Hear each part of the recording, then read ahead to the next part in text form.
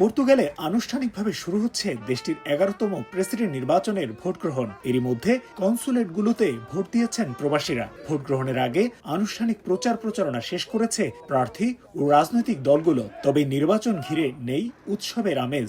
রাজনৈতিক বিভক্তিতে নির্বাচন দ্বিতীয় দফায় গড়াতে পারে বলে মনে করছেন অনেকে।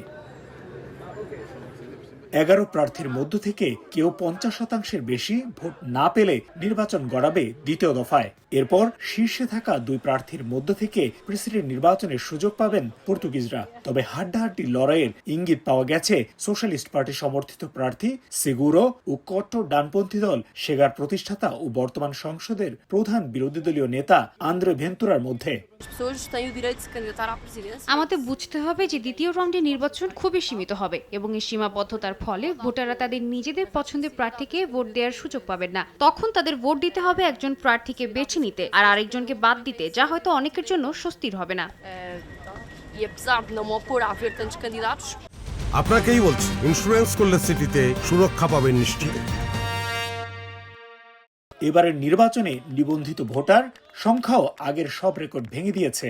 1,10,00,000 ভোটারের মধ্যে রয়েছে উল্লেখযোগ্য সংখ্যক অভিবাসী। নির্বাচনে প্রেসিডেন্ট কে হচ্ছেন তার উপর অনেকাংশে নির্ভর করছে তাদের ভবিষ্যৎ। তবে অভিবাসীদের পছন্দ সোশ্যালিস্ট সমর্থিত প্রার্থী জোসে সেগুরো।